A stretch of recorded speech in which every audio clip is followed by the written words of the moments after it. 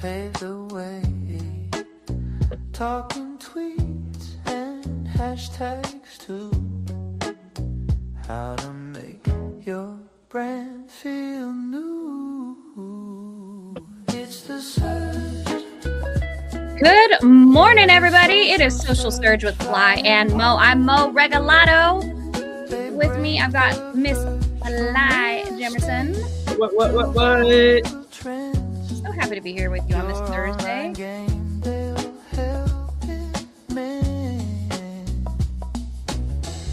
Good morning, James Milner, joining us over on the gram. How's it going where you're at? I see your videos. They're fabulous. I'm digging them. Robin Hendricks has joined us over on the gram, too. Good morning, Robin. Yeah, James is going hard on video right now. And it's like, yeah, for both on his personals and for Appalachian CRE. Morning, Holly Pennington, joining on the Instagram. Good morning, Regalado Real Estate, who's over on the gram. Glad to have you guys here. Today, yes, James has been going hard on video, and I've been loving it. I've been loving everything that he's been doing. Yeah, it's cold. It's cold AF. So weird. Like everybody else is getting the weather that we normally get. So it's like, it was like 50 yesterday. Like it was very strange that it was 50 degrees here. Good morning, Robin. And so then like everybody else is freezing. So it kind of like makes me a little scared. I'm a little scared because I'm not quite sure if we're going to end up getting like a cold snap that ends up hitting us really hard. And nobody's prepared for it, right? Oh, it's Nathan. What up? Joining us over on LinkedIn. What up? So I'm excited. Yeah, go ahead. Nope. I was just going to say Nathan is doing some really excellent stuff with property, marketing, drone, video, all that kind of stuff. Very cool. He's got some of his own video that he's doing now. So go ahead, check him out for sure. Yeah, and Nathan, let us know, are you on other platforms besides LinkedIn? I don't know if I know that you're on any other platform. So if you are, drop it in the comments and we'll share with people what your handle is. So today we teased this on Tuesday. I want to talk about it. I read a report, saw something that said that ChatGPT is now pulling in a whole bunch of information from YouTube.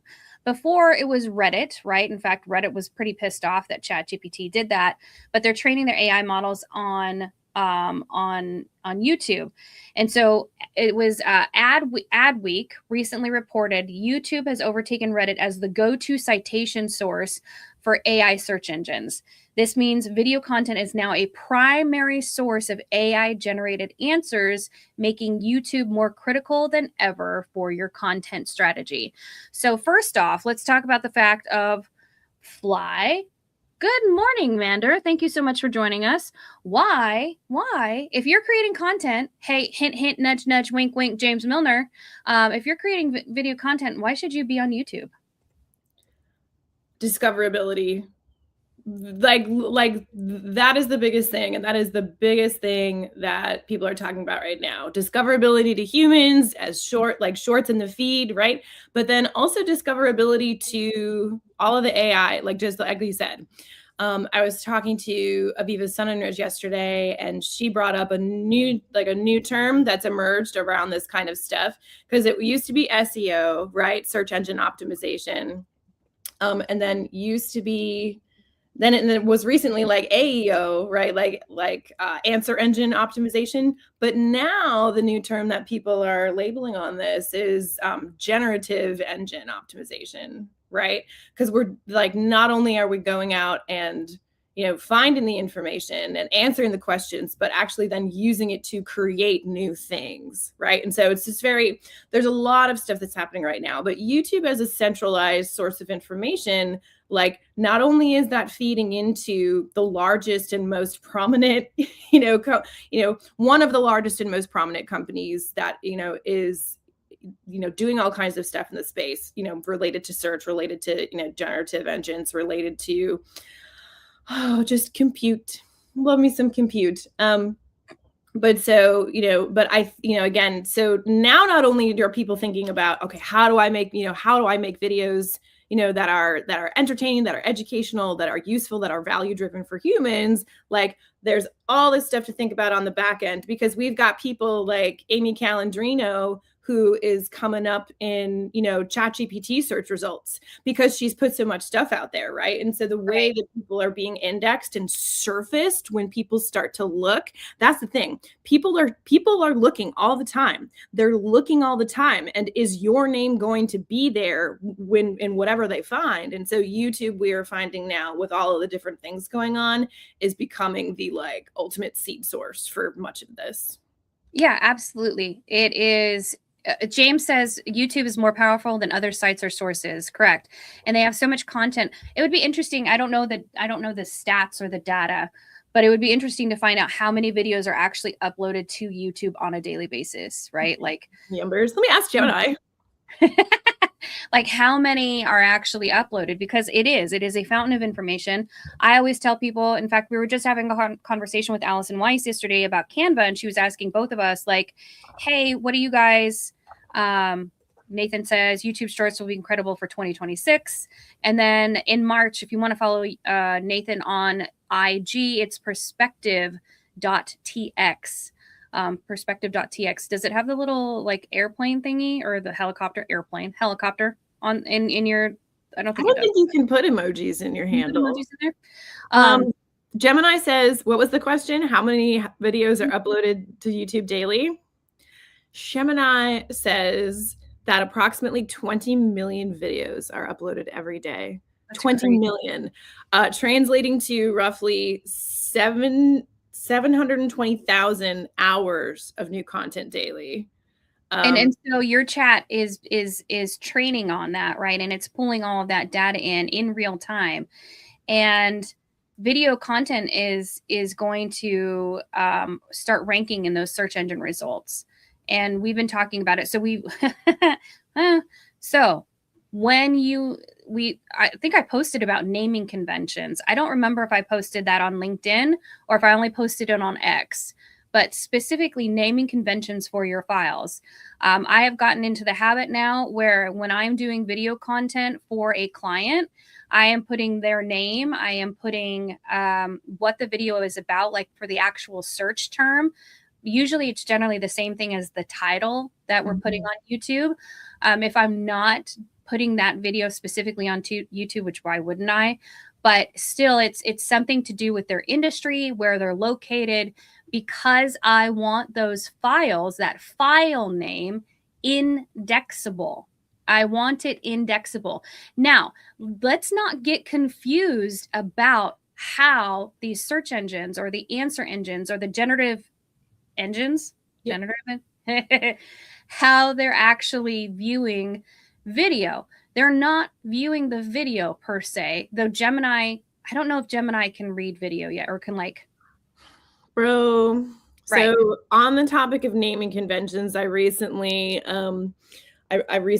was processing a bunch of video from a client, and I uploaded it all into Google Drive, and I built a prompt to give to Gemini to open up when we open up the little video, and Gemini watches the video, takes the transcript and a couple of other things that I have, like information that I've given it that it wouldn't otherwise know.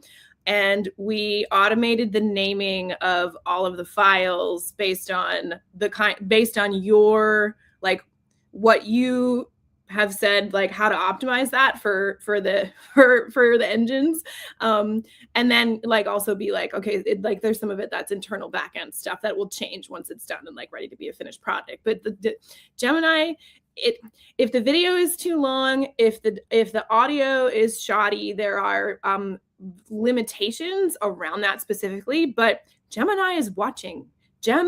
Is watching. So Gemini is watching. And then Robin says she was focused on the title and description. She didn't think about the file name. Yes. So when we think about search engines such as Google cannot, now I'm not talking about Gemini, because I believe Google and Gemini will have a big glorious baby, and then the baby will be able to do everything, right? Like it'll be super baby. right? Baby, no. When we're talking about Google, like Google can't watch the video, which is when we've talked about websites. If your website is heavily laden with photos and video and you are not doing alt text on those items, or you're not giving them proper descriptions, Google doesn't know what that video is. It can't actually read the video. It can't watch the video and give you the information like Gemini can, right? So you have to put that information either in the metadata, you have to put that information in somewhere where it can read it, right? Like it has to be able to scrape that information. So Robin, yes, the file name is also very, very important. You know, sometimes I download videos straight from our planner and the planner will give me a bunch of numbers. And that's great, but I actually need to name the file itself. So when I put it up on X or I put it up on another platform, that it actually can be indexable, which is the word we've been using and the word I'll continue to use probably throughout all of 2026. Your content needs to be indexable. So going back to Google not being able to read, this is why it's so important to SEO and AEO your video descriptions. Super duper duper important, as well as giving chapters to your content. If the chapters help break down and they'll give you, it'll give you titles and stuff like that. And all of those are searchable. So think about if you're putting out a 10-minute video, if you put chapters in there, the chapters are also indexable. So if somebody's searching for whatever it is that you're doing, and then they're like, how do I? And then in your video, it has a 2-minute clip where it says how I blah, blah, blah, right? Like it'll give that information that'll show up in the search engines. And that's exactly what you want to do. Fly and I specialize in organic SEO, and video is going to be huge for this as 2026 continues. And the descriptions are going to be important. Now, I don't know what's going to happen with Gemini. I don't know what's going to happen with Google and Gemini together. I would assume, and you know what that makes us. I would assume that eventually they will come together, and now all that video content will get pulled into Google and be indexable like that without having to put such measures into doing your video descriptions. But it doesn't hurt, right? Like it's still something that you should absolutely be doing. You made a face. I want to know what. No. I'm what I was actively doing while you were talking was causing trouble, and this is what I'm about to do. So I've gone to one of our videos on YouTube, and you want to know what? I don't want to derail us, but you can go to a video on YouTube, and if like Gemini will pop up in the little thing where it's like, share, save, download. I'm going to ask Gemini, and I'm going to ask it to summarize the video, and it is then going to do that based on. So did you just do a video? Did you just do like the URL link? Yeah. So here, I'll just actually just go ahead and share my screen. YouTube over here. So now you should see here. Let me hide all my other tabs. But we've got, here, let me mute it. We've got, this is an episode, I can't remember, social media predictions, what actually matters this year, right? And then over here on this side, so let me just refresh the whole thing. Over here on this side, down here, Ask Gemini, summarize this video. And it's going to put all this stuff on here, right? And then look at all of the things that it already has pulled out of, how to avoid copycat content, how does storytelling benefit brokerages, the random thing that I said about wanting to be like Larry King, right? Like it's all in there already without us even having, without even watching the video, all the key points are pulled out, all of these other things, right? And you can, so it's already live in YouTube that this is happening. And so what's interesting about, let me stop sharing my screen. What's interesting to me about the infrastructure of like that particular scaffolding is that Gemini, instead of, so we're talking about how ChatGPT is now looking at YouTube, right? But like Gemini already has all of that info inside it. And so when you're in the Gemini interface too, and again, like there's a lot of conversations around how that is going to be adopted by people who are already using Google Workspace because it's native inside there. They don't have to do any other weird integrations. Like all of that is being surfaced inside of search, right? So there's a lot to be tested, right? But there's more, I think there's a lot more clarity now than there was even a year ago or 2 years ago about how all these systems are working, which is, again, like, we talk a lot about, people always, start conversations with like, oh, like we got to be on video, we got to do video. But it's like so not just short form content, but long form content, podcasts especially. And to me, I know I'm derailed, but no, you're good. You're good. I also really think about, okay, look, you and we're super busy. We don't have a lot of time. We're servicing our clients. We're producing material. We're doing a lot of strategizing. We're doing a lot of social listening, all of the things that, make us the experts in what we do. We don't have so for us, like, we do our show. It is like a part of the content waterfall, right? We do our show. We have long form. It goes into clips. Now we have, the additional benefit of our effort that we already do every day is automatically getting pushed into all of these different places that are, again, indexing us, right? Correct. So it's, for all my broker friends who I've been encouraging to start a podcast, like, if this is one of the reasons why it's big. There's a method to our madness, right? Like, we're not just telling you that's bullshit just to bullshit you and to try to, like, bring you on as a client. No, like, we're implementing everything that we talk about. The only thing that I'm not doing right now, which while you were talking, it clicked in my brain, I need to start doing articles based on these shows. One hundo. And when I'm talking about articles, which are now also available on X, but they're huge on X right now. Huge. I'm talking about articles on LinkedIn because we know that LinkedIn articles are indexable as long as your profile is open to the public. If your profile is closed, then it's not indexable and you're not doing anybody any favors. So if you are a broker doing business, if you are not a broker and you're just doing business, make sure that your profiles are open on your social media platforms. If you don't want people looking at pictures of your kids, then, maybe, like, I don't know, if you have a lot of there's a whole bunch of things like, should I have a professional one? Should I have a personal one when it comes to social profiles? That's totally up to you. I've never had a problem talking about my kids. For a long time, I didn't share photos of my children, and now they're all older. So I'm like, whatever, I don't care. Whatever. Sorry, guys. They're in their, they're in their, I was sharing pictures of my now 26-year-old who used to join me in the studio, and she would do my radio show with me, right? So, like,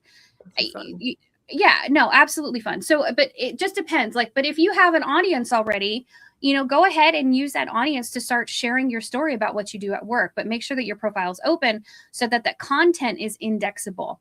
So optimization tips that we're talking about when it comes to your videos on YouTube, your titles, absolutely. Think about titles as a way of, this is how people are coming into my ecosphere. This is how they're coming to the top of the funnel, right? What are they searching for? We've told you how to do it. Answer the public, go to GPT, go to Gemini, get the questions that your people are asking, do this whole and it's a process, dude. It's not like it's just going to happen. Again, shitty prompt in, you're going to get a shitty response. Doesn't matter what AI you're using. That's just, if you can't figure out how to prompt well, that is going to be a stumbling block for you. And you're going to be one of those people that we hear from that are like, oh, I don't like it because it doesn't work. No, it works. You just don't know how to freaking work it properly, right? And the way that I would recommend, and that I often also will begin a process like that I maybe don't entirely know what I am doing, is actually just like beginning the conversation by asking, can you help me? This is what I want. This is how I think we should, could potentially go about this. But, what do I not know? And that's the biggest thing, because the biggest limitation that you're always going to have in, pursuing anything like this is that you don't know what you don't know. Absolutely. 100%. Yes. 100 freaking %. I've had people ask me, well, how do you create a GPT? And I'm like, well, there's certain things that you have to have. However, I will always go in and ask the very like brand new chat, hey, I want to create a GPT for such and such person. What information do I need? And what are the directions that you need to help me get a better response? Yeah. And then chat's like, well, what was it calling me? Madame? Madame. Yeah, Madame, thank you so much for that question. Here's what would help me. And I'm like, okay, sweet. Boom, got it done, right? Well, I told Claude that I was referring to it as Claudio, and it spat back at me this whole thing about why that makes so much sense with my like history with Shakespeare. And I was like, you just get me. I love it. No, but here's the thing I want to say, and I don't want to dump a whole bunch of stuff about Claude right now. It's just like, you know, it feels like a new wave of people have woken up because of the kinds of things that are happening and how quickly they're happening with Claude.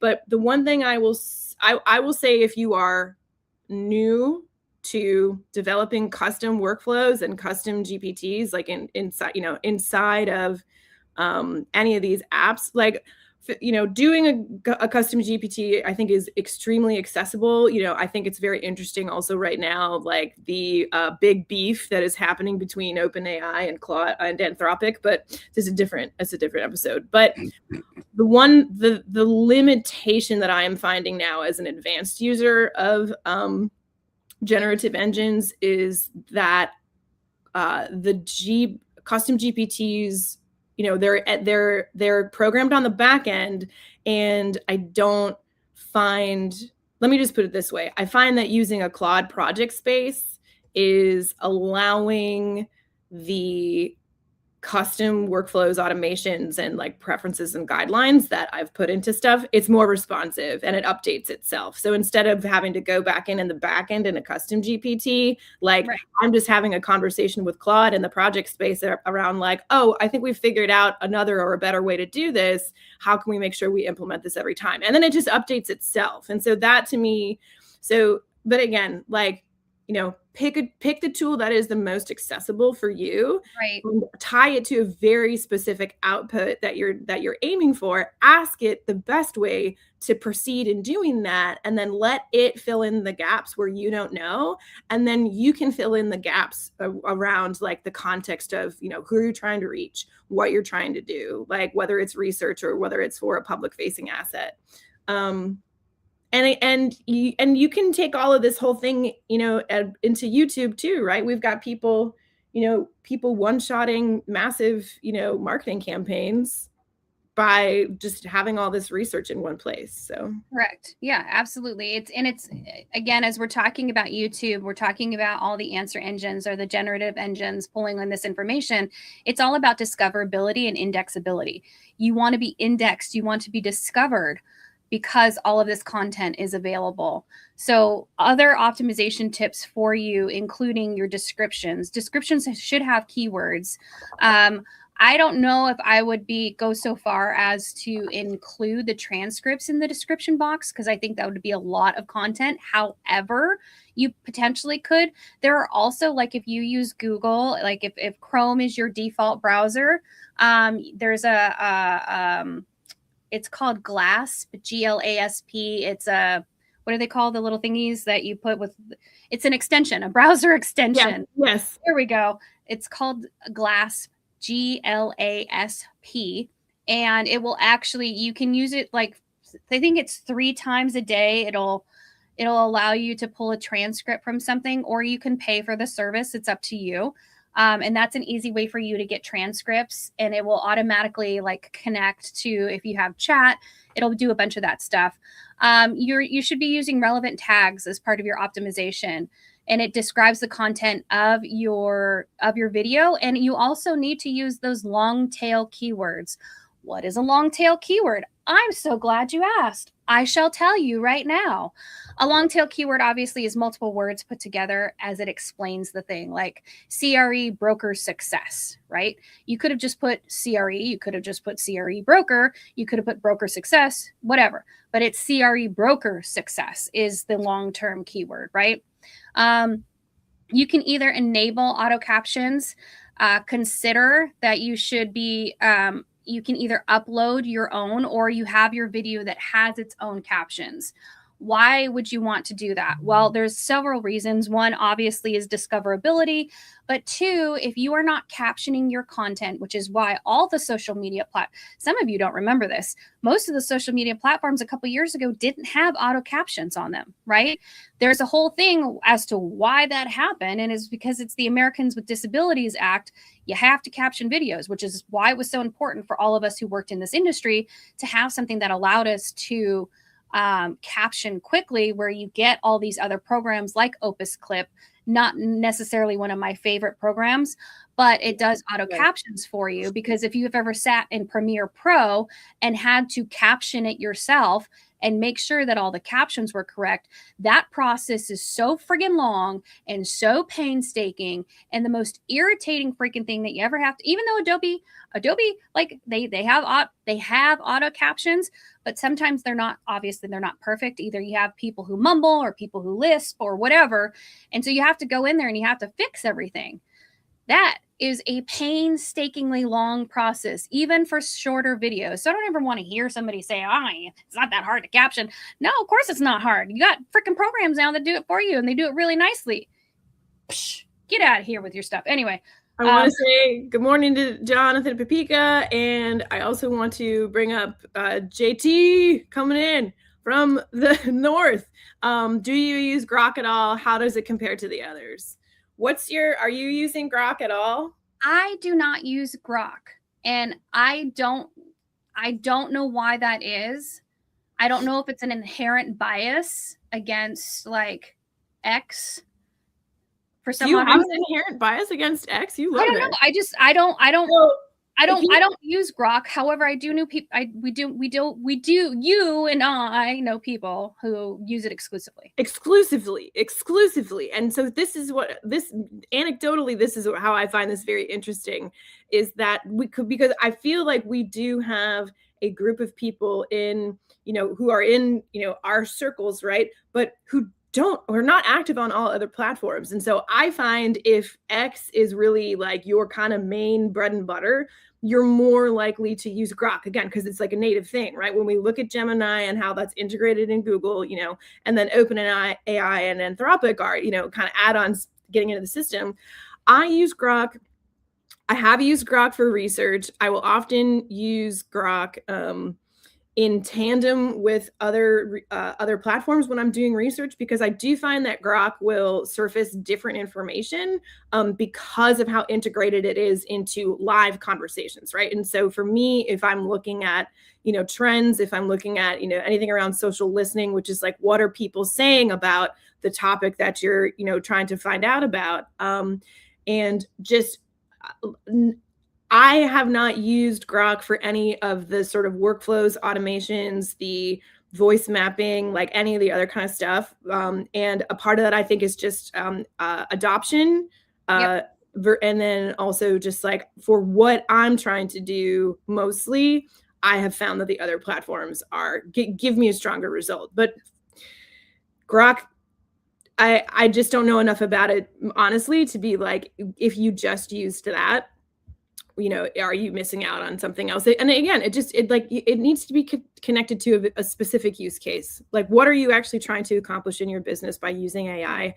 And then looking at, and it's the same thing we say about social media all the time, the best platform for you to be on is the one that you are going to actually want to be on, or else it's not going to work for you, right? So if you prefer Grok over, X number of other platforms, because it's, already native and present, then explore it, right? But if it's not serving you, if there's a better tool for your specific use case, then I would go explore it otherwise. There's a lot of things to consider. Right. And it's a good thing that this is brought up, because there was a conversation happening last night on one of the X spaces. Aaron Harris was talking about how he was trying to figure out basically like literally a deliverable for a Rivian van or something like that in South Florida. And he was having issues with the prompt that he was using in ChatGPT. And then he ended up going to Grok, and Grok was able to give him the information that he needed. And now he's working on it. It was a whole thing. It was pretty fabulous, actually. But in real time, you're hearing about how somebody is implementing and using AI to figure out a solution to a problem, and then pulling in data points from different sources to get that solution. So there's a lot of things to be said for how are you going to use AI and how you're going to use the different engines to help you complete tasks and find solutions to problems that either your clients have or you have. And again, like listening to Aaron last night, it was his issue was he didn't know what to ask. Like he didn't know how to prompt. And I think probably for me, the reason why I use chat as much as I do, even though I made myself learn how to make gems on Gemini because I lost 5 different custom GPTs, I didn't misplace them. ChatGPT misplaced them, that jackass. Well, I can't even go in and edit them now. The custom GPTs, it won't open to edit them. And so that's the other reason of like why I've migrated away, is because I'm just like, I can't, and again, I have backups of all of that stuff, but why am I going to rebuild something on inside of a broken system? Yes, absolutely. I feel that way about myself sometimes. Okay. So the point is that your GPTs, your whatever platform you want to use for generative AI is the one that you should use and be comfortable with. However, if things happen, you should know how to use some of these other platforms to get your responses. I like Gemini for creating images, and I also like Gemini because it's in my browser, my Chrome browser, to actually get alt text for images, which is the next thing that you want to do to optimize when you're creating your thumbnails. Okay, I know some of you love really pretty script, but that can't be read. Like none of that can be read. I know some of you love to do glyphs and do all your fancy fonts on LinkedIn. That can't be read. It cannot be read because it's a glyph, not an actual language. That's very interesting. Why are you put like aesthetics? I get it. I love it. I love a font. I love a yummy font. Don't get me wrong. But yes, it's like, and so when I see people do this on LinkedIn, especially too, I'm just like, I just Googled us, and some of the things that came up in the AI overview right at the top of the thing, and then you look at where all that information is being sourced from, it's coming from LinkedIn posts too. It's coming from YouTube, it's coming from Instagram for us, and then coming from LinkedIn. And so what is being read there? And so when you do your fancy fonts, yes, you're making it harder for the bots to read, and you got to be legible to the bots. Regalata Real Estate on the gram says each platform is designed and trained on different information. Absolutely, 100%. It's the same thing. Here's the thing. It is the exact same thing that we talk about when we talk about liking, knowing, and trusting someone, and how you're using content to build familiarity and having people understand who you are. And if people don't understand who you are, what you do, or what you're all about, and then your name is being spoken in rooms that you're not in, and you're not in control of the narrative, you're going to miss out on deals.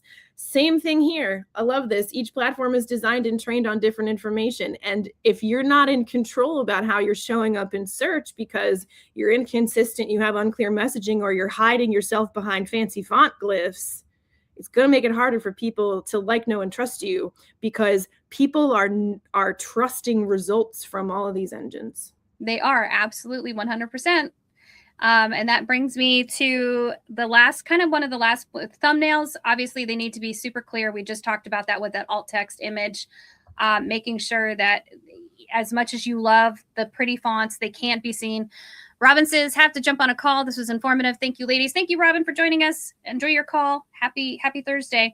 You need to do playlist optimization, organize your videos in relevant playlists. Again, when thinking about that, think about how people are going to be searching for you, and then put that content, hint, hint, nudge, nudge, wink, wink to myself, put that content in that playlist. I don't think it's something I've done on our own channel for Movo, but it's fine. I'll take care of it eventually. It'll happen one of these days.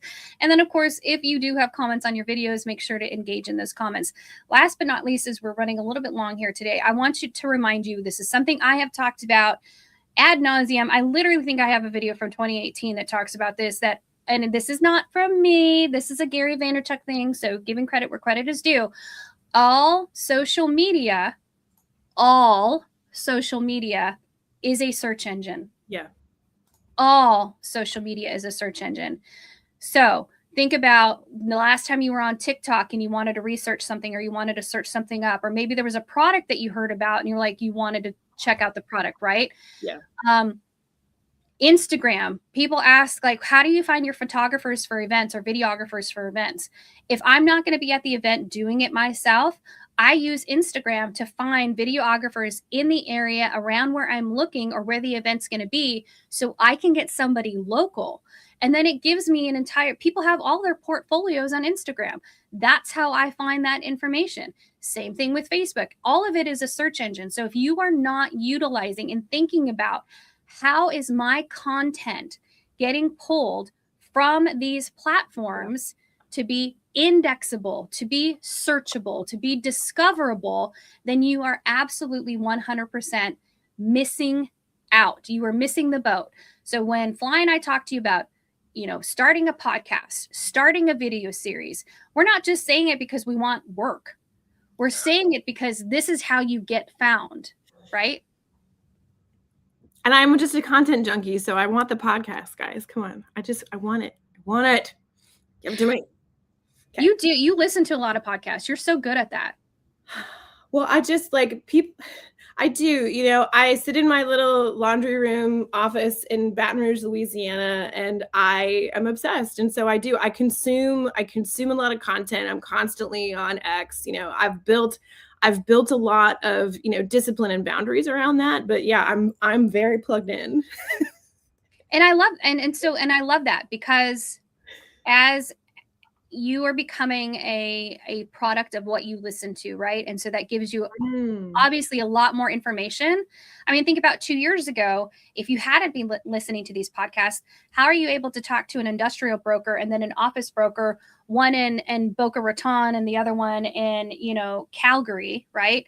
Like, how are you able to have these conversations? It's because you've absorbed all of this stuff from listening to podcasts, from reading books. So I think that's fabulous. I wish I was better at listening to podcasts. I am absolutely horrid at it. Now you can just go on YouTube and be like, give me the summary, and just download the information, right? That's great, right? There's so many different points of access. But also, again, like, if you're putting stuff out there and that people, some people listen to a lot of podcasts, some people don't, like, remove the friction for them and then do the content waterfall. Like, it's very, the one thing that I will say is that if you are consuming a lot of information like that and like this, like you're listening to our show, it is literally worthless if you do nothing with it. And so, yes, a part of the reason why, like, I obviously have learned a lot in the last 2 years. I didn't even know Bob Knackle's name 2 years ago. But I have taken everything and implemented it and, like, started generating, material for us and for our clients, right? To put it out into the world, to be in conversation, to start getting results. I don't know. And that just reminded me that we're not putting, like, audio wise, I just thought about it. You can take the audio of these or even the video itself and put it up on Spotify. Now, people do have issues with Spotify because if you're not paying for something, then you are the product, right? All social media platforms. However, that is another way to get discovered, especially when you can connect Spotify to Apple Podcasts, a whole bunch of different processes, or you can pay for something called Libsyn, Lybsyn, Libsyn, and they syndicate your podcast that you put on there. I think it's like 70. No, Regalata Real Estate, you're gonna have to help me out with that. I don't remember the price. It's not horrid, like, I don't think, but it is, you do pay for it, right? But it will syndicate your podcast through and push it out through a bunch of different channels. Again, we're thinking about discoverability, we're thinking about indexability, we're thinking about searchability. In our Social Mastery VIP group, I'm going to be dropping the SEO and AEO best practices for you to rank higher in search results. I'm going to be dropping that guide there. It'll probably be tomorrow, now that I'm thinking about it, because I have it. I just have to fix it all up and make it look pretty. Anyway, that's going to be dropped in Social Mastery VIP. And then also in Social Mastery VIP, Fly and I are going to be doing live audits of your LinkedIn profile. So for all of our members in there, we're going to be doing that probably not tomorrow, next week. So I'm really excited about that as we talk about headlines, as we talk about your about section, as we kind of dig through your profile picture and your cover photo. I want to thank everybody for joining us today. If you guys have any questions about this, Fly and I, our DMs are open. You can find us on all the social platforms. And if you have our phone number, you can probably text us and we'll answer you within like 3 seconds. So just, you gotta catch me on the right minute. Quickly before we go, I just want to say hi to Ben Nolte and Justin Rice Moore on the gram, and I actually do really have to go. Okay. Everybody have a great day. We'll catch you back here on Tuesday. Thanks for joining us.